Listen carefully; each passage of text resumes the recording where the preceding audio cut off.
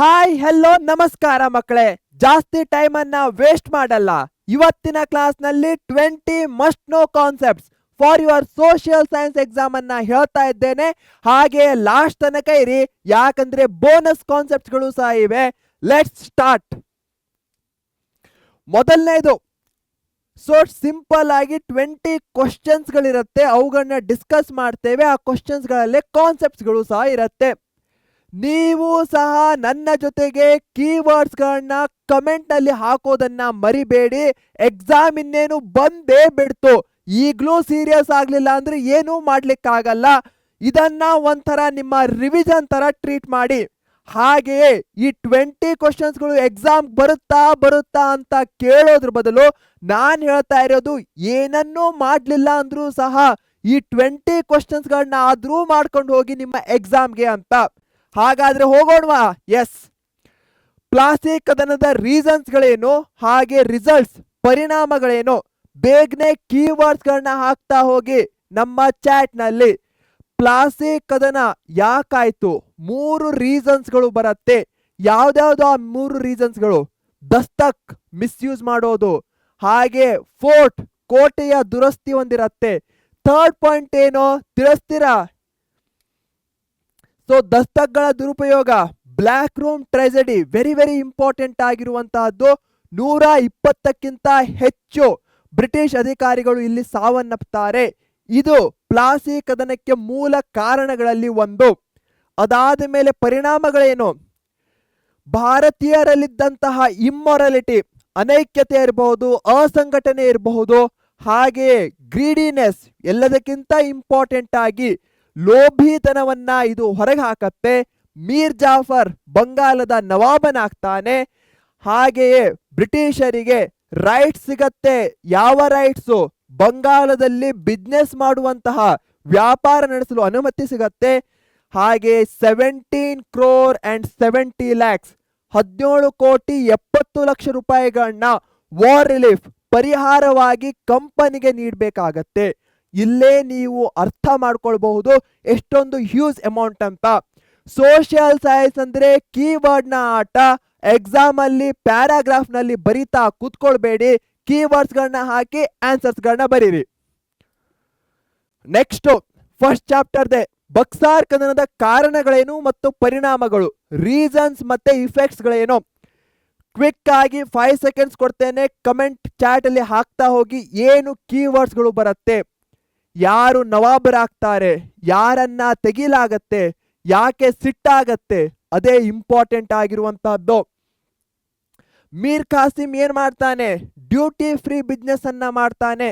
ಎಲ್ಲರಿಗೂ ಸಹ ಸುಂಕ ಮುಕ್ತ ವ್ಯಾಪಾರ, ಏನು ಟ್ಯಾಕ್ಸ್ ಅನ್ನೋದೇ ಇಲ್ಲ. ಸೊ ಬ್ರಿಟಿಷರಿಗೆ ಲಾಭ ಆಗಲ್ಲ.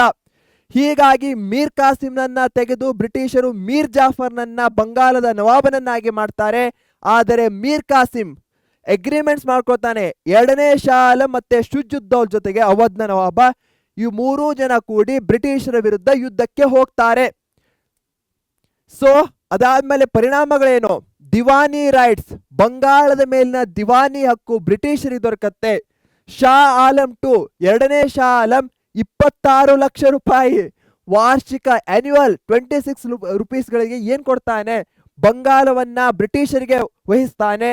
ಹಾಗೆ ಅವಧ್ನ ನವಾಬನು ಸಹ 50 ಲಕ್ಷ ರೂಪಾಯಿಗಳ ಫೈನ್ ಅನ್ನ ಪೇ ಮಾಡ್ತಾನೆ. Company paid pension to Mir Jafar son, ಮೀರ್ ಜಾಫರ್ನ ಮಗನಿಗೆ ವಿಶ್ರಾಂತಿ ವೇತನ. 3 ಪ್ಲೇಯರ್ಸ್ ಇದ್ದಾರೆ. ಒಂದು ಮೀರ್ ಖಾಸಿಮ್, ಶುಜುದ್ದೌಲ್, ಮತ್ತೊಂದು 2ನೇ ಶಾ ಆಲಂ. ಈ 3 ಜನರಿಗೆ ಏನಾಯ್ತು ಯುದ್ಧ ಆದ್ಮೇಲೆ ಅಂತ ತಿಳ್ಕೊಂಡ್ರೆ ಮುಗ್ದೋಯ್ತು. ಅಷ್ಟೇ ಇರೋದು ನಮ್ಮ ಫಂಡ. Cool, let's go. ಎಸ್. ಹಾಗೆ ಎಲ್ಲಾ ಬ್ರಿಟಿಷರ ಅಂಡರ್ ನಲ್ಲಿ ಬರುತ್ತೆ. ಅವಧ್ ಇರಬಹುದು, ಬಿಹಾರ್, ಬೆಂಗಾಲ್, ಒಡಿಸ್ಸಾ. ಅದಾದ್ಮೇಲೆ ರಾಬರ್ಟ್ ಕ್ಲೈವ್ ದ್ವಿ ಸರ್ಕಾರ, ಡ್ಯೂಯಲ್ ಗವರ್ಮೆಂಟ್ ಅನ್ನ ತೆಗೆದುಕೊಂಡು ಬರ್ತಾನೆ. ಬ್ರಿಟಿಷರಿಗೆ ಪೊಲಿಟಿಕಲ್ ಕಂಟ್ರೋಲ್, ಒಂದು ತರ ಪೂರ್ತಿ ಕಂಟ್ರೋಲ್ ಸಿಗ್ತಾ ಅಂತ ಹೇಳ್ಬಹುದು ಬ್ರಿಟಿಷರಿಗೆ ಸ್ಟಾರ್ಟಿಂಗ್ ಪಾಯಿಂಟ್ ಅಲ್ಲಿ ಭಾರತದ ಈ ಭಾಗಗಳಲ್ಲಿ. ನೆಕ್ಸ್ಟ್ ವೆರಿ ವೆರಿ ಇಂಪಾರ್ಟೆಂಟ್ ಆಗುವಂತಹ ಕ್ವಶನ್. ನಾನು ಇಲ್ಲಿ ಡಿಸ್ಕಸ್ ಮಾಡ್ತಾ ಇರುವಂತಹ ಪ್ರತಿಯೊಂದು ಕ್ವಶನ್ 10 ಸ್ಟಾರ್ ಕ್ವಶನ್ ಅಂತ ಟ್ರೀಟ್ ಮಾಡಿ. ಸಬ್ಸಿಡರಿ ಅಲಯನ್ಸ್, ಸಹಾಯಕ ಸೈನ್ಯ ಪದ್ಧತಿಯ ಷರತ್ತುಗಳು ಯಾವುದು? ಇದನ್ನ ಎಲ್ಲರೂ ಸಹ ಬಾಯ್ ಹಾರ್ಟ್ ಹಾಕಿರ್ಲೇಬೇಕು. ಬ್ರಿಟಿಷರು ತಮ್ಮ ಸೈನ್ಯದ ತುಕಡಿಯನ್ನ ಆರ್ಮಿಯನ್ನ ಭಾರತೀಯ ರಾಜನಲ್ಲಿಡ್ತಾರೆ. ಅದಾದ್ಮೇಲೆ ಭಾರತೀಯ ರಾಜ ಅವರ ಸಂಬಳ ಇರಬಹುದು ಎಲ್ಲವನ್ನೂ ಸಹ ನೋಡ್ಕೊಳ್ಬೇಕಾಗತ್ತೆ. ಬ್ರಿಟಿಷರ ಒಪ್ಪಿಗೆ ಇಲ್ಲದೆ ರೆಸಿಡೆಂಟ್ ಅನ್ನ ನೇಮಿಸುವಂತಿರಲಿಲ್ಲ. ಏನು ಒಪ್ಪಂದ ಯುದ್ಧ ಏನೇ ಆಗ್ಬೇಕಂದ್ರೂ ಬ್ರಿಟಿಷರ ಅನುಮತಿ ಬೇಕಾಗಿತ್ತು. ಇದೆಲ್ಲದರ ಬದಲಿಯಾಗಿ ಬ್ರಿಟಿಷರು ಪ್ರೊಟೆಕ್ಷನ್ ಅನ್ನ ಕೊಡ್ತಾ ಇದ್ರು ಇಂಟರ್ನಲ್ ಮತ್ತೆ ಎಕ್ಸ್ಟರ್ನಲ್ ಅಟ್ಯಾಕ್ಸ್ ಗಳಿಂದ. ಇಷ್ಟೇ ಇರುವಂತಹದ್ದು. ಸೊ ಬ್ರಿಟಿಷ್ ಸೈನ್ಯವನ್ನ ಇಟ್ಕೊಳ್ಬೇಕಾಗಿತ್ತು, ಬ್ರಿಟಿಷ್ ನಿವಾಸಿ ರೆಸಿಡೆಂಟ್ ಅನ್ನು ಹೊಂದಿರಬೇಕಾಗಿತ್ತು, ಯುರೋಪಿಯನ್ ಅನ್ನ ನೇಮಿಸಿಕೊಳ್ಳುವಂತಿರಲಿಲ್ಲ. ಇದೆಲ್ಲದರ ಬದಲಾಗಿ ಪ್ರೊಟೆಕ್ಷನ್ ಅನ್ನ ಬ್ರಿಟಿಷರು ಕೊಡ್ತಾ ಇದ್ರು. ಕೀವರ್ಡ್ಸ್ ಮೇಲೆ ಗಮನ ಹಾಕ್ತಾ ಹೋಗಿ ಅದರ ಅಕಾರ್ಡಿಂಗ್ ನಿಮ್ಮ ಸೆಂಟೆನ್ಸ್ ಫಾರ್ಮೇಶನ್ ಮಾಡಿ. ಇಷ್ಟೇ ಇರೋದು ಆಟ. 4ನೇದು, the British used Indian council act of 1909 1909 ಭಾರತೀಯ ಪರಿಷತ್ ಕಾಯ್ದೆಯನ್ನ ಡಿವೈಡ್ ಅಂಡ್ ರೂಲ್ ಮಾಡಲಿಕ್ಕೆ, ವಿಭಜಿಸಿ ಆಳಲು ಉಪಯೋಗಿಸಿದ್ರು. ಹೇಗೆ? ಇಲ್ಲಿ ಒಂದು ಕೀವರ್ಡ್ ಬರಲೇಬೇಕು. ಆ ಕೀವರ್ಡ್ ಏನಾಗತ್ತೆ? Separate electorate college. ಮುಸ್ಲಿಮರಿಗೆ ಪ್ರತ್ಯೇಕ ಚುನಾವಣಾ ಮತಗಟ್ಟೆಯನ್ನು ನೀಡ್ತಾರೆ. ಇದರ ಮೂಲಕ ಹಿಂದೂ ಮತ್ತೆ ಮುಸ್ಲಿಮರಲ್ಲಿ ಒಂದು ತರಹದ ವಿಭಜನೆಯನ್ನ, ಡಿವೈಡ್ ಅನ್ನ ಬ್ರಿಟಿಷರು ಸೃಷ್ಟಿಸ್ತಾರೆ 1909 ಮುಖಾಂತರ. ವೆರಿ ಇಂಪಾರ್ಟೆಂಟ್ ಆಗಿರುವಂತಹ ಆಕ್ಟ್ ಎಕ್ಸಾಮ್ ಪಾಯಿಂಟ್ ಆಫ್ ವ್ಯೂದಿಂದ. ಇದು ಸಹ ಒಂಥರ 10 ಸ್ಟಾರ್ ಕ್ವಶನ್ಸ್ ಆಗಿದೆ. ಅದೆಷ್ಟು ಬಾರಿ PYQs ಗಳಲ್ಲಿ ಈ ಕ್ವಶನ್ ಅನ್ನ ಕೇಳಿದ್ದಾರೆ. ಕೃಷ್ಣರಾಜ್ ಒಡೆಯರ್ ದ ಫೋರ್ತ್, ನಾಲ್ವಡಿ ಕೃಷ್ಣರಾಜ್ ಒಡೆಯರ್ ಅವರ ಸಾಧನೆಗಳನ್ನ ವಿವರಿಸಿ ಅಂತ ಹೇಳ್ತಾರೆ. ಏನಾಗತ್ತೆ ನಾಲ್ವಡಿ ಕೃಷ್ಣರಾಜ್ ಒಡೆಯರ್ ಅವರ ಸಾಧನೆಗಳು? ಯೋಚನೆ ಮಾಡ್ತಾ ಹೋಗಿ. ಒಂದು, ಎಜುಕೇಶನ್ ಸೆಕ್ಟರ್ಗೆ ಏನು ಕೊಡುಗೆಗಳನ್ನ ಕೊಟ್ರು, ಶಿಕ್ಷಣವನ್ನ ಹರಡಲು ಏನೇನು ಕ್ರಮಗಳನ್ನ ಕೈಗೊಂಡ್ರು, ಮತ್ತೊಂದು ಡೆವಲಪ್ಮೆಂಟ್ ಅಲ್ಲಿ ಏನೇನು ಕಾರ್ಯ ಮಾಡಿದ್ರು. ಇವೆರಡೇ ಮೇಜರ್ ಆಗಿರುವಂತಹದ್ದು. ಸಿಂಪಲ್ ಆಗಿ ನೋಡ್ಬಿಡೋಣ ಬನ್ನಿ. ಎಜುಕೇಶನ್ ಅನ್ನ ಹರಡುವಲ್ಲಿ ಆಸಕ್ತಿ, ಅಬಾಲಿಶ್ಡ್ ಫೀಸ್, ಶುಲ್ಕವನ್ನ ರದ್ದು ಮಾಡ್ತಾರೆ ಪ್ರೈಮರಿ ಸ್ಕೂಲ್ಸ್ಗಳಲ್ಲಿ. ಗರ್ಲ್ಸ್ ಎಜುಕೇಶನ್, ಬಾಲಕಿಯರ ಶಿಕ್ಷಣಕ್ಕೆ ಸಹಾಯವನ್ನ ಮಾಡ್ತಾರೆ. ಮೈಸೂರು ಯೂನಿವರ್ಸಿಟಿ ಇರಬಹುದು, ಇಂಡಿಯನ್ ಇನ್ಸ್ಟಿಟ್ಯೂಟ್ ಆಫ್ ಸೈನ್ಸ್ ಇರಬಹುದು, ಇವುಗಳನ್ನ ಸ್ಥಾಪಿಸ್ತಾರೆ. ಬೇರೆ ದೇಶಕ್ಕೆ ಹೋಗುವಂತಹ ವಿದ್ಯಾರ್ಥಿಗಳಿಗೆ ವಿದ್ಯಾರ್ಥಿ ವೇತನ, ಸ್ಕಾಲರ್ಶಿಪ್ ಅನ್ನ ಕೊಡ್ತಾರೆ. ಇರಿಗೇಷನ್, ನೀರಾವರಿ ಇರಬಹುದು. ಹಾಗೆ ಬೆಳಗೊಳದ ಬರಿ ಬ್ಯಾರೇಜ್ ಅನ್ನ ನಿರ್ಮಿಸ್ತಾರೆ, ರೈಲ್ವೆ ಲೈನ್ಸ್ ಅನ್ನ ಕನ್ಸ್ಟ್ರಕ್ಟ್ ಮಾಡ್ತಾರೆ. ಈ ಒಂದು ವೇನಲ್ಲಿ ವೆರಿ ವೆರಿ ಇಂಪಾರ್ಟೆಂಟ್ ಆಗಿರುವಂತಹ ಪಾಯಿಂಟ್ಸ್ ಗಳಾಗಿವೆ. 2 ಮಾರ್ಕ್ಸ್ಗೆ 4, 3 ಮಾರ್ಕ್ಸ್ಗೆ 6, 4 ಮಾರ್ಕ್ಸ್ಗೆ 8 ಪಾಯಿಂಟ್ಸ್ಗಳನ್ನ ಬರಿಬೇಕು. Next 6th question. What are the contributions of Dayananda Saraswati and Rajaram Mohan Roy in the socio religious reform movement in India? ಇವೆರಡು ಬರುವಂತಹ ಪರ್ಸನಾಲಿಟೀಸ್ಗಳು very very important exam point of ವ್ಯೂದಿಂದ. ಬ್ರಹ್ಮ ಸಮಾಜ ಮತ್ತು ಆರ್ಯ ಸಮಾಜದ ಒಂಥರ ನೇತೃತ್ವವನ್ನ ಇವರಿಬ್ಬರು ವಹಿಸಿರ್ತಾರೆ. ಸೊ ಆ ಎರಡೂ ಸಮಾಜದ ಹೆಸರುಗಳನ್ನ ಬರೀರಿ. ಏನು ಕೊಡುಗೆಗಳನ್ನ ಕೊಟ್ಟರು ಅದನ್ನ ಬರೆಯೋದು ಇಂಪಾರ್ಟೆಂಟ್ ಆಗತ್ತೆ. ಸೊ ದಯಾನಂದ ಸರಸ್ವತಿ ಅವ್ರು ಏನ್ ಮಾಡ್ತಾರೆ? ವೇದಿಕ್ ನಾಲೆಜ್ ಇರಬಹುದು, ಸಾಮಾಜಿಕ ಸುಧಾರಣೆ, ಚಿಂತನೆಗಳನ್ನ ಮಾಡಲಿಕ್ಕೆ ಪ್ರೋತ್ಸಾಹವನ್ನ ಕೊಡ್ತಾರೆ. ಐಡಲ್ ವರ್ಷಿಪ್ಪು, ಕಾಸ್ಟ್ ಸಿಸ್ಟಮ್ಮು, ಮೀನಿಂಗ್ಲೆಸ್ ಏನೇನು ಪ್ರಾಕ್ಟೀಸಸ್ಗಳಿರುತ್ತೋ ಅವುಗಳನ್ನ ಧಿಕ್ಕರಿಸ್ತಾರೆ. ಸ್ಕೂಲ್ಸು ಮತ್ತೆ ಕಾಲೇಜಸ್ಗಳನ್ನ ಸ್ಥಾಪಿಸ್ತಾರೆ. ಹಾಗೆ ಸತ್ಯಾರ್ಥ ಪ್ರಕಾಶ ಅನ್ನೋ ಬುಕ್ ಅನ್ನ ಬರೀತಾರೆ. ರಾಜಾರಾಮ್ ಮೋಹನ್ ರಾಯ್ ಅವರು ಏನ್ ಮಾಡ್ತಾರೆ? ಇವರು ಸಹ ಸೋಷಿಯಲ್ ರಿಫಾರ್ಮ್, ಸಾಮಾಜಿಕ ಸುಧಾರಣೆ ಇರಬಹುದು. ಹಾಗೆ ಸತಿ ಏನು ಒಂದು ಸಹಗಮನ ಪದ್ಧತಿ ಅದನ್ನ ವಿರೋಧಿಸ್ತಾರೆ. ವಿಲಿಯಂ ಬೆಂಟಿಂಕ್ ಅವರು ತರುವಂತಹ ಒಂದು ಕಾಯ್ದೆಯನ್ನ ಇವರು ಸಪೋರ್ಟ್ ಮಾಡ್ತಾರೆ. ಪಾಲಿಥಿಸಮ್, ಬಹುದೇವತಾವಾದ, ಸತಿ, ಬಾಲ್ಯ ವಿವಾಹ ಇವುಗಳನ್ನೆಲ್ಲ ಧಿಕ್ಕರಿಸ್ತಾರೆ. ಭಾರತಕ್ಕೆ ವೈಚಾರಿಕತೆ ಅವಶ್ಯಕತೆ ಇದೆ ಅಂತ ಹೇಳ್ತಾರೆ. ಸಂವಾದ ಕೌಮುದಿ ಅನ್ನೋ ಪತ್ರಿಕೆಯಲ್ಲಿ ತಮ್ಮ ಚಿಂತನೆಗಳನ್ನ ತಿಳಿಸ್ತಾರೆ. ಹೀಗಾಗಿ ಇವರನ್ನ ಫಾದರ್ ಆಫ್ ಇಂಡಿಯನ್ ರೆನೆಸಾನ್ಸ್, ಭಾರತೀಯ ನವೋದಯದ ಪಿತಾಮಹ ಅಂತ ಕರೀತಾರೆ. ಸಿಂಪಲ್ ಆಗಿರುವಂತಹ ಪಾಯಿಂಟ್ಸ್ಗಳಾಗಿವೆ. ಅವರ ಸಮಾಜ ಏನ್ ಕೆಲಸ ಮಾಡ್ತು, ಯಾವುದರ ವಿರುದ್ಧ ಹೋರಾಡಿದ್ರು, ಯಾವುದಕ್ಕೋಸ್ಕರ ಪ್ರೋತ್ಸಾಹವನ್ನ ಕೊಟ್ರು, ಇಷ್ಟು ತಿಳ್ಕೊಂಡ್ರೆ ಎಲ್ಲಾ ಪಾಯಿಂಟ್ಸ್ಗಳು ಈಸಿಯಾಗಿ ಬಂದ್ಬಿಡತ್ತೆ. ಎಲ್ಲರೂ ಸಹ ಕಾಸ್ಟ್ ಸಿಸ್ಟಮ್, ಜಾತಿ ಪದ್ಧತಿಯನ್ನ ವಿರೋಧಿಸ್ತಾರೆ. ಮಹಿಳೆಯರಿಗೆ ಎಲ್ಲೆಲ್ಲಿ ಅವ್ರ ಡಿಸ್ಕ್ರಿಮಿನೇಷನ್ ಆಗ್ತಾ ಇತ್ತೋ, ಶೋಷಣೆ ಆಗ್ತಾ ಇತ್ತೋ ಅದನ್ನ ಖಂಡಿಸ್ತಾರೆ. ಇವೆಲ್ಲವೂ ಕಾಮನ್ ಪಾಯಿಂಟ್ಸ್ಗಳಾಗಿರುವಂತಹದ್ದು. ಇವುಗಳನ್ನ ಮೊದಲಿಗೆ ಬರೆದು ಬಿಡಿ. ಅದಾದ ಮೇಲೆ ಸ್ಪೆಸಿಫಿಕ್ ಆಗಿರುವಂತಹ ಸತ್ಯಾರ್ಥ ಪ್ರಕಾಶ ಇರಬಹುದು, ಸಂವಾದ ಕೌಮುದಿ ಇರಬಹುದು, ಆರ್ಯ ಸಮಾಜ, ಬ್ರಹ್ಮ ಸಮಾಜ ಇವುಗಳನ್ನ ಬರೀರಿ. ಫುಲ್ ಮಾರ್ಕ್ಸ್ ಸಿಗತ್ತೆ. ಲೂಥರ್ ಗುಲಿಕ್ ಅವರು ಪೋಸ್ಟ್ ಕಾರ್ಬಲ್ಲಿ ಸಾರ್ವಜನಿಕ ಆಡಳಿತದ ವ್ಯಾಪ್ತಿಯನ್ನ ತಿಳಿಸಿದ್ದಾರೆ. ಪ್ರತಿಯೊಂದು ಅಕ್ಷರ ಏನನ್ನ ತಿಳಿಸುತ್ತೆ? ಪಾಸ್ ಮಾಡಿ ಕೆಳಗೆ ತಿಳಿಸಿ ಏನನ್ನ ತಿಳಿಸುತ್ತೆ ಅಂತ. Very easy ಆಗಿರುವಂತಹದ್ದು. ಪಿ ಅಂದ್ರೆ ಏನು? ಪ್ಲಾನಿಂಗ್, ಯೋಜನೆ. ಅದಾದ್ಮೇಲೆ ಓ ಅಂದ್ರೆ ಆರ್ಗನೈಸಿಂಗ್, ಸಂಘಟಿಸುವಿಕೆ. ಎಸ್ ಅಂದ್ರೆ ಸ್ಟಾಫಿಂಗ್, ಸಿಬ್ಬಂದಿಗಳ ಪೂರೈಕೆ. ಡಿ ಅಂದ್ರೆ ಡೈರೆಕ್ಟ್ ಮಾಡೋದು, ನಿರ್ದೇಶನ ಕೊಡೋದು. ಸಿಒ ಕೋಆರ್ಡಿನೇಷನ್, ಸಮನ್ವಯ, ರಿಪೋರ್ಟಿಂಗ್ ಕೊಡೋದು. ಕೊನೆಯಲ್ಲಿ ಬಜೆಟಿಂಗ್. ಇಷ್ಟೇ ಇರುವಂತಹದ್ದು ಪಾಯಿಂಟ್ಸ್ಗಳಾಗಿವೆ. ಅರ್ಥ ಆಗಿದೆ ಅನ್ಕೋತೇನೆ. ಅರ್ಥ ಆಗ್ತಾ ಇದ್ರೆ ವಿಡಿಯೋ ಲೈಕ್ ಮಾಡೋದನ್ನ ಮರಿಬೇಡಿ. ಆದಷ್ಟು ಹೆಚ್ಚಿನ ಮಕ್ಕಳಿಗೆ ಈ ವಿಡಿಯೋ ತಲುಪುತ್ತೆ. ಹಾಗೆಯೇ ನೀವೇನಾದ್ರೂ ಫಸ್ಟ್ ಟೈಮ್ ಪರೀಕ್ಷೆ ಚಾನೆಲ್ಗೆ ಬಂದಿದ್ರೆ ಈಗಲೇ ಆ ಸಬ್ಸ್ಕ್ರೈಬ್ ಬಟನ್ ಅನ್ನ ಒತ್ತಿ. ನಿಮ್ಮ SSLC ಜರ್ನಿಗೆ ದಿ ಬೆಸ್ಟ್ ಸೊಲ್ಯೂಷನ್ ಅಂದ್ರೆ ಪರೀಕ್ಷೆ channel. Next, what are the measures taken by the government to improve the status of women? ಮಹಿಳೆಯರ ಸ್ಥಿತಿಯನ್ನ ಸುಧಾರಿಸಲು ಸರ್ಕಾರ ಕೈಗೊಂಡ ಕ್ರಮಗಳೇನು? ಇಲ್ಲೂ ಸಹ ಕೆಲವೊಂದು ಆಕ್ಟ್ಸ್ಗಳು ಬರುತ್ತೆ. ಸಖಿ ಒನ್ ಸ್ಟಾಪ್ ಸೆಂಟರ್ಸ್ಗಳಿರಬಹುದು, ಆಯೋಗಗಳು, ಕಮಿಷನ್ಸ್ಗಳು ಬರುತ್ತೆ. ಇವುಗಳನ್ನ ನೀವು ಕರೆಕ್ಟಾಗಿ ನೆನಪಲ್ಲಿ ಇಟ್ಕೊಂಡ್ರೆ ಫುಲ್ ಮಾರ್ಕ್ಸ್ ಬಂದೇ ಬರುತ್ತೆ. ಸೊ ಮಿನಿಸ್ಟ್ರಿ, ಸಚಿವಾಲಯ ಇದೆ. ವುಮೆನ್ ಮತ್ತೆ ಚೈಲ್ಡ್ ವೆಲ್ಫೇರ್ ಕೇಂದ್ರ ಮತ್ತು ರಾಜ್ಯಗಳಲ್ಲಿ. ರಾಷ್ಟ್ರೀಯ ಹಾಗೂ ಕಮಿಷನ್ಸ್ಗಳಿವೆ. ಒಂದನೇದು ಮಿನಿಸ್ಟ್ರಿ, ಎರಡನೇದು ಕಮಿಷನ್, ಆಯೋಗ. ಕಾರ್ಪೊರೇಷನ್ ಮೂರನೇದಾಗಿದೆ. ಸೊ ಎರಡು ಸಿ ಒಂದು ಎಂ ಬರುತ್ತೆ. ಇವೆರಡನ್ನ ಕರೆಕ್ಟಾಗಿ ನೆನಪಲ್ಲಿಟ್ಕೊಳ್ಳಿ. ಅದಾದ್ಮೇಲೆ ಸಖಿ ಒನ್ ಸ್ಟಾಪ್ ಸೆಂಟರ್ ಇರಬಹುದು. ಆಕ್ಟ್ಸ್ಗಳಲ್ಲಿ ಬರೋದಾದ್ರೆ 2005ನ ಕೌಟುಂಬಿಕ ದೌರ್ಜನ್ಯದಿಂದ ಮಹಿಳೆಯರ ರಕ್ಷಣೆ ಇರಬಹುದು. ಹಾಗೆ prohibition of sexual harassment of women in working place, posh ಅಂತ ಏನ್ ಕರಿತೇವೋ ಅದಿರಬಹುದು. ಹೆಲ್ಪ್ ಲೈನ್ ನಂಬರ್ಸ್ಗಳನ್ನ ಕೊಡಲಾಗಿದೆ. ರಿಸರ್ವೇಷನ್ಸ್ಗಳನ್ನ ಕೊಡಲಾಗಿದೆ. ಜಾಬ್ಸ್, ನೌಕರಿಗಳಲ್ಲಿರಬಹುದು. ಹಾಗೆ ಸೆಲ್ಫ್ ಗೌರ್ಮೆಂಟ್, ಸ್ಥಳೀಯ ಸಂಸ್ಥೆಗಳಲ್ಲಿರಬಹುದು. ನಾರಿ ಶಕ್ತಿ ವಂದನಾ ಅಧಿನಿಯಂ ಆಕ್ಟ್ ನ ಮುಖಾಂತರವೂ ಸಹ ಮೀಸಲಾತಿಯನ್ನ ಕೊಡಲಾಗ್ತಾ ಇದೆ. ಸಿಂಪಲ್ ಇರುವಂತಹದ್ದು. Which factors led to the green revolution? ಇದನ್ನ 2 ಮಾರ್ಕ್ಸಿಗೂ ಕೇಳಬಹುದು, 4 ಮಾರ್ಕ್ಸಿಗೂ ಕೇಳಬಹುದಾಗಿದೆ. ಗ್ರೀನ್ ರೆವಲ್ಯೂಷನ್ ಅಂದ ಕೂಡಲೇ ಡಾಕ್ಟರ್ ನಾರ್ಮನ್ ಬೋರ್ಲಾಗ್ ಇರಬಹುದು. ಹಾಗೆ ಸೀಡ್ಸ್ಗಳು, ಬೀಜಗಳು, ಯಾವ ರೀತಿಯ ಬೀಜಗಳನ್ನ ಇಲ್ಲಿ ನಾವು ಕಾಣಬಹುದಾಗಿದೆ? ಹೈ ಈಲ್ಡಿಂಗ್, ಹೆಚ್ಚು ಇಳುವರಿ ನೀಡುವಂತಹ ಬೀಜಗಳು. ಹಾಗೆಯೇ achieved immense success in Mexico and Taiwan, doctor Norman Borlaug ಇಲ್ಲಿ ಸಕ್ಸಸ್ ಅನ್ನ ಪಡಿತಾರೆ.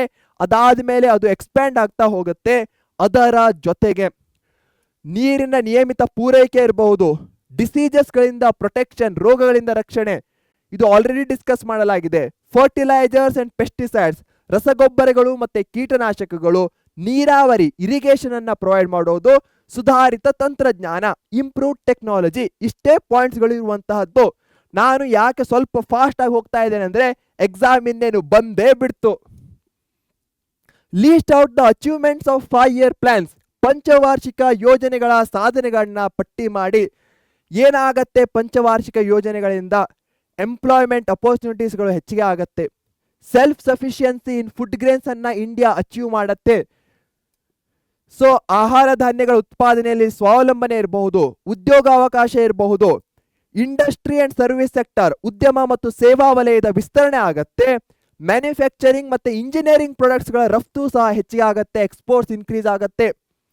ಇವೆಲ್ಲದರ ಫಲವಾಗಿ ಹಿಂದೇನೇನಾಗಿತ್ತೋ ಅದರ ಇಂಪ್ಯಾಕ್ಟ್ ಏನಾಗತ್ತೆ? ಜನರು ಹೆಚ್ಚು ವರ್ಷ ಬದುಕ್ತಾರೆ. ಬರ್ತ್ ಮತ್ತೆ ಡೆತ್ ರೇಟ್ಸ್ಗಳಲ್ಲಿ ಕಡಿಮೆ ಆಗತ್ತೆ. ಪಾಪ್ಯುಲೇಷನ್ ಗ್ರೋತ್ ಡಿಕ್ರೀಸ್ ಆಗತ್ತೆ. ಇವೇ ಇಂಪಾರ್ಟೆಂಟ್ ಆಗಿರುವಂತಹ ಪಾಯಿಂಟ್ಸ್ಗಳಾಗಿವೆ.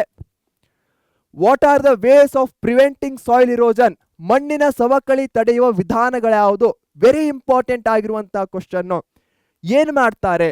ಮಣ್ಣಿನ ಸವಕಳಿಯನ್ನ ತಡಿಲಿಕ್ಕೆ ಆದಷ್ಟು ಹೆಚ್ಚು ಗಿಡಗಳನ್ನ ನೆಡಬೇಕು. ಹಾಗೆ ಆದಷ್ಟು ಅರಣ್ಯ ನಾಶವನ್ನ ಕಡಿಮೆ ಮಾಡಬೇಕು. ಇವೆರಡು ಇಂಪಾರ್ಟೆಂಟ್ ಆಗಿರುವಂತಹ points.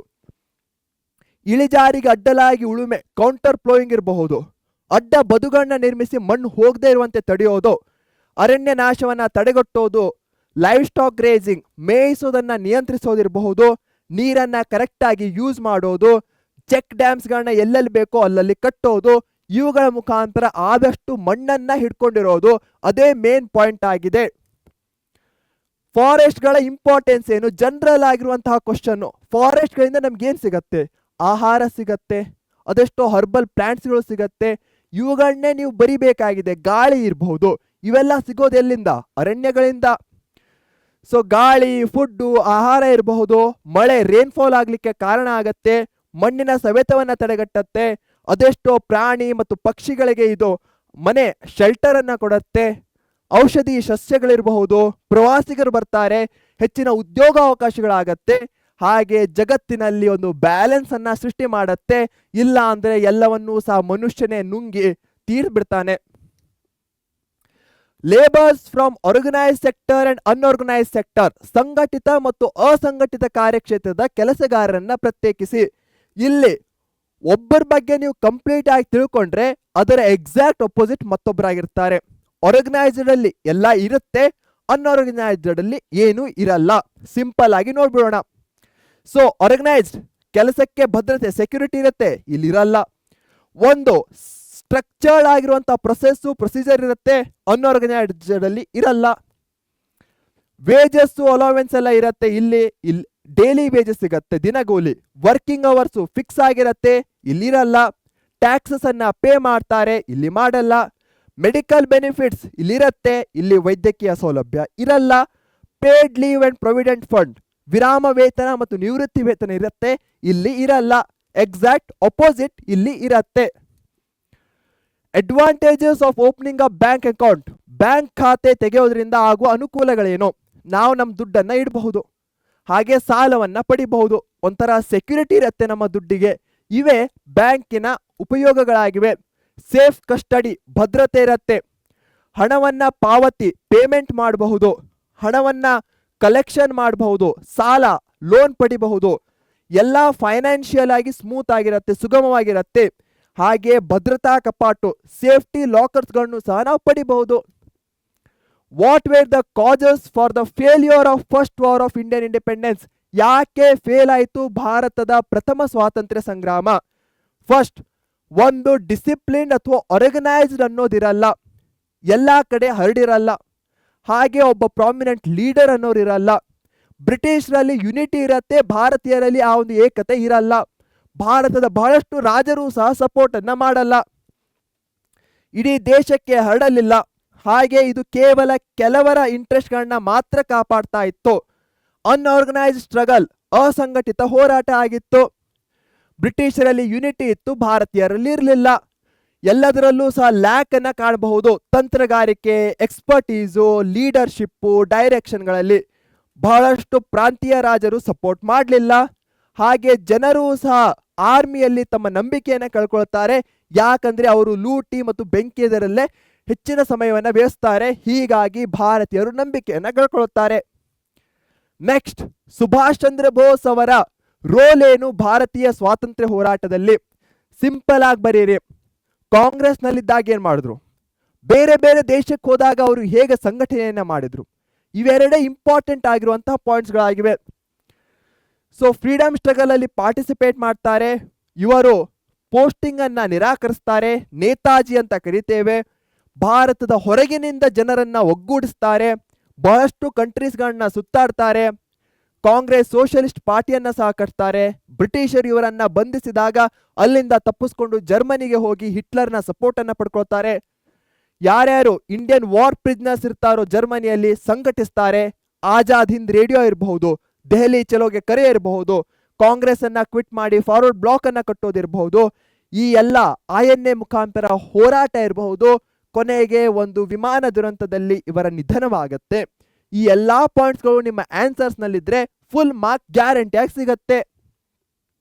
What were the problems faced by India after independence, ಸ್ವಾತಂತ್ರ್ಯದ ನಂತರ ಭಾರತ ಎದುರಿಸಿದ ಸಮಸ್ಯೆಗಳೇನು? ಏನಾಗತ್ತೆ ಸ್ವಾತಂತ್ರ್ಯದ ನಂತರ? ಪಾರ್ಟಿಷನ್ ಆಗತ್ತೆ. ಪಾರ್ಟಿಷನ್ ಇಂದ ಕೋಮುವಾದ, ಕಮ್ಯುನಲಿಸಂ ಆಗತ್ತೆ. ಹಾಗೆ ಮತ್ತೆ ಇಂಡಸ್ಟ್ರೀಸ್ಗಳಿರಲ್ಲ, ಅಗ್ರಿಕಲ್ಚರ್, ಊಟನೂ ಸಹ ಅಷ್ಟೊಂದು ಇರಲ್ಲ. ಇವೆಲ್ಲ ಮೇಜರ್ ಪ್ರಾಬ್ಲಮ್ಸ್ಗಳಾಗಿರುತ್ತೆ. ನಿರಾಶ್ರಿತರನ್ನ ಪುನರ್ವಸತಿ, ರಿಹ್ಯಾಬಿಲಿಟೇಷನ್ ಆಫ್ ರೆಫ್ಯೂಜೀಸ್, ಕೋಮು ಗಲಭೆ, ಕಮ್ಯುನಲ್ ರೈಟ್ಸ್, ಗೌರ್ಮೆಂಟ್ ಅನ್ನ ಫಾರ್ಮ್ ಮಾಡೋದಿರಬಹುದು, ಬೇರೆ ಬೇರೆ ಪ್ರೊವಿನ್ಸಸ್, ಪ್ರಾಂತ್ಯಗಳನ್ನ ಒಗ್ಗೂಡಿಸೋದಿರಬಹುದು, ಆಹಾರ ಉತ್ಪಾದನೆಯಲ್ಲಿ ವಿಫಲತೆ ಆಗೋದಿರಬಹುದು, ಅಗ್ರಿಕಲ್ಚರ್ ಡೆವಲಪ್ಮೆಂಟು, ಇಂಡಸ್ಟ್ರೀಸ್ಗಳ ಡೆವಲಪ್ಮೆಂಟು, ಇವೆಲ್ಲವೂ ಮೇಜರ್ ಚಾಲೆಂಜಸ್ಗಳಾಗಿರುತ್ತೆ. ನೆಕ್ಸ್ಟ್, ಎಲ್ಲರೂ ಸಹ ಕಮೆಂಟ್ನಲ್ಲಿ ತಿಳಿಸಿ ವರ್ಲ್ಡ್ ವಾರ್ ನಿಂದ ಇಯರ್ಸ್ಗಳು ವೆರಿ ವೆರಿ ಇಂಪಾರ್ಟೆಂಟ್ ಆಗತ್ತೆ. 1 ಯಾವಾಗಾಯ್ತು, 2 ಯಾವಾಗಾಯ್ತು. ಸೊ ಫಸ್ಟ್ ವರ್ಲ್ಡ್ ವಾರ್ ಯಾವ ಇಯರ್ ನಲ್ಲಿ ಸ್ಟಾರ್ಟ್ ಆಯ್ತು? 18, 14, 39, 45. Obvious answer option B 1914. Which are the basic principles of India's foreign policy? ಭಾರತದ ವಿದೇಶಾಂಗ ನೀತಿಯ ಮೂಲ ತತ್ವಗಳು ಯಾವುದು? ಪೀಸ್ ಇರಬೇಕು, ಶಾಂತಿ ಇರಬೇಕು, ಯುನೈಟೆಡ್ ನೇಷನ್ಸ್ಗೆ ಬೆಂಬಲ ಇರಬಹುದು, ಹಾಗೆ ಯಾವ್ದ್ಯಾವುದು ದೇಶಕ್ಕೆ ಹಾಗೆ ಜಗತ್ತಿಗೆ ಕಂಟಕವನ್ನು ಉಂಟು ಮಾಡುತ್ತೋ ಅವುಗಳಿಗೆ ಸಪೋರ್ಟ್ ಮಾಡಲ್ಲ. ಯಾವ್ದ್ಯಾವ್ದವು? ಕೊಲೋನಿಯಲಿಸಂ ವಸಾಹತುಶಾಹಿ ಇರಬಹುದು, ಇಂಪೀರಿಯಲಿಸಂ ಸಾಮ್ರಾಜ್ಯಶಾಹಿ, ಚರ್ಮದ ಬಣ್ಣದ ಆಧಾರದ ಮೇಲೆ ಆಗುವಂತಹ ತಾರತಮ್ಯ ರೇಸಿಯಲ್ ಡಿಸ್ಕ್ರಿಮಿನೇಷನ್ ಜನಾಂಗೀಯ ತಾರತಮ್ಯ ಇರಬಹುದು, ಅಲಿಪ್ತ ನೀತಿ ನಾನ್ ಅಲೈನ್ಮೆಂಟ್ಗೆ ಸಪೋರ್ಟು, ಆಫ್ರಿಕನ್ ಮತ್ತೆ ಏಷ್ಯನ್ ಕಂಟ್ರೀಸ್ಗಳಿಗೆ ಪ್ರಗತಿಗೆ ಆದ್ಯತೆ, ಸಪೋರ್ಟ್ ಆಫ್ ಡಿಸ್ಆರ್ಮಮೆಂಟ್ ನಿಶಸ್ತ್ರೀಕರಣಕ್ಕೆ ಬೆಂಬಲ, ಹಾಗೆ ಯುನೈಟೆಡ್ ನೇಷನ್ಸ್ ಮತ್ತೆ ವರ್ಲ್ಡ್ ಪೀಸ್ಗೆ ಬೆಂಬಲವನ್ನ ಕೊಡ್ತಾರೆ. 20 list out the preventive measures for earthquakes. ಭೂಕಂಪ ಆದ್ರೆ ಯಾವ ಯಾವ ಕ್ರಮಗಳನ್ನ ಕೈಗೊಳ್ಳಬೇಕು? ಯೋಚನೆ ಮಾಡಿ ನೀವು ಸಹ. ಮಲ್ಟಿ ಸ್ಟೋರಿಡ್ ಬಿಲ್ಡಿಂಗ್ಸ್, ಮೊದಲಿಗೆ ಕನ್ಸ್ಟ್ರಕ್ಷನ್ಸ್ ಬಹುಮಹಡಿ ಕಟ್ಟಡಗಳ ನಿರ್ಮಾಣವನ್ನ ಆದಷ್ಟು ಕಡಿಮೆ ಮಾಡಬೇಕು. ಲೈಟ್ ಮೆಟೀರಿಯಲ್ಸ್ ಅನ್ನ ಯೂಸ್ ಮಾಡಬೇಕು ಕನ್ಸ್ಟ್ರಕ್ಷನ್ಸ್ ಅಲ್ಲಿ. ಸ್ಟೆಬಿಲಿಟಿ ಇರಬೇಕು, ಹಾಗೆ ಮೂಲಭೂತ ಸೌಕರ್ಯಗಳನ್ನ ಒದಗಿಸೋದು. ಇದೆಲ್ಲ ಆದ್ಮೇಲೆ ಆಗ್ಬಿಡ್ತಪ್ಪ ಅರ್ಥ್ಕ್ವೇಕ್ ಅಂದಮೇಲೆ ಮೆಡಿಕಲ್ ಫೆಸಿಲಿಟಿ ಇರಬಹುದು, ಫುಡ್ ಸಪ್ಲೈ, ಕುಡಿಯುವ ನೀರನ್ನು ಒದಗಿಸೋದು, ತಾತ್ಕಾಲಿಕ ಆಶ್ರಯ, ಬೇಸಿಕ್ ಫೆಸಿಲಿಟೀಸ್ಗಳನ್ನ ಪ್ರೊವೈಡ್ ಮಾಡಬೇಕು. ಇದು ವೆರಿ ಇಂಪಾರ್ಟೆಂಟ್ ಆಗಿರುವಂತಹದ್ದು. ಯಾರ್ಯಾರು ಲಾಸ್ಟ್ ತನಕ ಇದ್ದೀರೋ ನಿಮಗೋಸ್ಕರ 5 ಬೋನಸ್ ಕಾನ್ಸೆಪ್ಟ್ಸ್ಗಳನ್ನು ಸಹ ಹೇಳ್ಕೊಡ್ತಾ ಇದ್ದೇನೆ. ಇದು ಕಲೆಕ್ಟಿವ್ ಬಿಹೇವಿಯರ್ ನಲ್ಲಿ ವೆರಿ ಇಂಪಾರ್ಟೆಂಟ್. ಸಾಮೂಹಿಕ ವರ್ತನೆ ಲೀಡರ್ಸ್ಗಳು ಚಿಪ್ಕೋ ಸುಂದರ್ಲಾಲ್ ಬಹುಗುಣ ಮತ್ತೆ ಚಂಡಿ ಪ್ರಸಾದ್ ಭಟ್, ಅಪ್ಪಿಕೋ ರೈತರು, ನರ್ಮದಾ ಮೇಧಾ ಪಾಟ್ಕರ್ ಮತ್ತು ಬಾಬಾ ಆಮ್ಟೆ, ಸೈಲೆಂಟ್ ವ್ಯಾಲಿ ಕೇರಳದ ಮೌನ ಕಣಿವೆ, ಇದರಲ್ಲಿ ಕೇರಳದ ಸಾಹಿತ್ಯ ಪರಿಷತ್ತು, ಕೈಗಾ ನ್ಯೂಕ್ಲಿಯರ್ ಪ್ಲಾಂಟ್ ಇದರ ವಿರುದ್ಧ ಹೋರಾಟದಲ್ಲಿ ಡಾಕ್ಟರ್ ಶಿವರಾಮ್ ಕಾರಂತು, MRPL ಮಂಗಳೂರಲ್ಲಿ ಬರುತ್ತೆ. ಮಾರ್ಚ್ 15 ಅನ್ನ ಯಾಕೆ ವರ್ಲ್ಡ್ ಕನ್ಸ್ಯೂಮರ್ಸ್ ಡೇ ವಿಶ್ವ ಗ್ರಾಹಕರ ದಿನವನ್ನಾಗಿ ಆಚರಿಸ್ತಾರೆ? ಬೇಗನೆ ಹೇಳಿ. ಮಾರ್ಚ್ 15 ಯಾಕೆ? ಜಾನ್ ಎಫ್ ಕೆನೆಡಿ ಅಮೆರಿಕನ್ ಗ್ರಾಹಕರಿಗೆ 4 ಮೂಲಭೂತ ಸೌಕರ್ಯಗಳನ್ನ ಕೊಡ್ತಾರೆ. ಅದ್ಯಾವ್ದು? Right to safety, right to choose ನಿವೇದನೆಯ ಹಕ್ಕು, ರೈಟ್ ಟು ಇನ್ಫಾರ್ಮೇಶನ್ ಮಾಹಿತಿಯ ಹಕ್ಕು, the right to be heard ಪರಿಹಾರದ ಹಕ್ಕು. ನೆಕ್ಸ್ಟ್, ಪಂಚಾಯತ್ ರಾಜ್ ಇನ್ಸ್ಟಿಟ್ಯೂಷನ್ಸ್ಗಳ ಪಾತ್ರ ಏನು? ಸಿಂಪಲ್ ಆಗಿರುವಂತಹ ಪಾಯಿಂಟ್ಸ್ಗಳು. ಇದು ಡೆವಲಪ್ಮೆಂಟ್ ಅಲ್ಲಿ ಹೆಲ್ಪ್ ಮಾಡುತ್ತೆ. ರೋಡ್ಸು, ಡ್ರೈನ್ಸು, ಡ್ರಿಂಕಿಂಗ್ ವಾಟರು ಇಲ್ಲೆಲ್ಲ. ಹಾಗೆಯೇ education, adult education, technical education ಇವಕ್ಕೆಲ್ಲದಕ್ಕೂ ಪ್ರೋತ್ಸಾಹವನ್ನ ಕೊಡುತ್ತೆ. ಹೆಲ್ತ್ ಮತ್ತೆ ಹೈಜಿನಿಕ್ ಫೆಸಿಲಿಟೀಸ್ ಆರೋಗ್ಯ ಮತ್ತು ನೈರ್ಮಲ್ಯ ಸೌಲಭ್ಯಗಳ ವಿಸ್ತರಣೆ ಇರಬಹುದು. ಅಗ್ರಿಕಲ್ಚರು, ಕ್ಯಾಟಲ್ ರೇರಿಂಗು, ಪೌಲ್ಟ್ರಿ, ಮೀನುಗಾರಿಕೆ, ಸಾಮಾಜಿಕ ಅರಣ್ಯ ಇತ್ಯಾದಿಗಳನ್ನ ಪ್ರೋತ್ಸಾಹಿಸುತ್ತೆ. ನೀರಾವರಿ ಸೌಲಭ್ಯನ ವಿಸ್ತರಿಸೋದಿರಬಹುದು. ಮನ್ರೇಗಾ, SGSY ಮುಖಾಂತರ ಉದ್ಯೋಗಗಳನ್ನ ಕೊಡೋದಿರಬಹುದು. ಇಂದಿರಾ ಆವಾಸ್ ಯೋಜನಾ, ಆಶ್ರಯ ಯೋಜನೆಗಳ ಮುಖಾಂತರ ಶೆಲ್ಟರ್ ಅನ್ನ ಪ್ರೊವೈಡ್ ಮಾಡೋದಿರಬಹುದು. ಇಂಡಸ್ಟ್ರೀಸ್ಗಳನ್ನ ಡೆವಲಪ್ ಮಾಡೋದಿರಬಹುದು. ಇಲ್ಲೆಲ್ಲ ಒಂದು ದೊಡ್ಡ ಪಾರ್ಟ್ ಅನ್ನ ಪ್ಲೇ ಮಾಡುತ್ತೆ. ಮ್ಯಾಪ್ ವರ್ಕ್ ನಲ್ಲಿ ಇವು ವೆರಿ ಇಂಪಾರ್ಟೆಂಟ್ ಆಗಿರುವಂತಹದ್ದು. Especially 22 and 30 degree east longitude ನಲ್ಲಿ ಬರುವಂತಹದ್ದು. ಹಾಗೆ ಟ್ರಾಪಿಕ್ ಆಫ್ ಕ್ಯಾನ್ಸರ್ ಮಧ್ಯದಿಂದ ಹಾದು ಹೋಗುವಂತಹದ್ದು. ಬರ್ನ್ಪುರ್ ಇರಬಹುದು, Ahmedabad, Lal Bahadur Shastri reservoir, Visakhapatnam, old east port, Chennai ಇರಬಹುದು, ಗುವಾಹಟಿ. ಈ ಪೋರ್ಟ್ಸ್ಗಳು, ಏರ್ಪೋರ್ಟ್ಸ್ಗಳು ವೆರಿ ವೆರಿ ಇಂಪಾರ್ಟೆಂಟು. ಏರ್ಪೋರ್ಟ್ಸ್ಗಳಲ್ಲಂತೂ ಒಂದು ಇಂದಿರಾ ಗಾಂಧಿ ದೆಹಲಿಯಲ್ಲಿರುವಂತಹದ್ದು, ಕರ್ನಾಟಕದ ಕೆಂಪೇಗೌಡ ಇರಬಹುದು, ಗುವಾಹಟಿಯ ಈ airport very important. Bhakra Nangal very very important ಆಗಿರುವಂತಹದ್ದು. ಕಾಂಡ್ಲಾ ಮತ್ತೊಂದು ಪೋರ್ಟ್, ರಿವರ್ ನರ್ಮದಾ ಇಲ್ಲಿ ಬರೋದನ್ನ ಕಾಣಬಹುದಾಗಿದೆ. Bhadravati steel industry very important. Coromandel coast ಇಲ್ಲಿ ಬರುತ್ತೆ. ಗುವಾಹಟಿ ಮತ್ತೆ ಕಾಣಬಹುದಾಗಿದೆ. ಜಮ್ಶೇದ್ಪುರ್ ಯಾವುದಕ್ಕೆ ಇಂಪಾರ್ಟೆಂಟ್ ಆಗುತ್ತೆ? ಜಮ್ಶೇದ್ಪುರ್ ಸ್ಟೀಲ್ ಇಂಡಸ್ಟ್ರೀಸ್ಗಳಿಗೆ. ಓಕೆ ಮಕ್ಕಳೇ, so all the best for your exam. Rock it. ಎಲ್ಲರೂ ಸಹ ಚೆನ್ನಾಗಿ ಬರೀರಿ. ಇನ್ನೂ ಪರೀಕ್ಷೆ ಚಾನಲ್ ಅನ್ನ ಸಬ್ಸ್ಕ್ರೈಬ್ ಮಾಡಿಲ್ಲ ಅಂದ್ರೆ ಈಗಲೇ ಮಾಡಿ. ಇದೇ ನೋಟ್ ನಲ್ಲಿ ಬಾಯ್ ಅಂತ ಹೇಳ್ತಾ ಇದ್ದೇನೆ. Take care.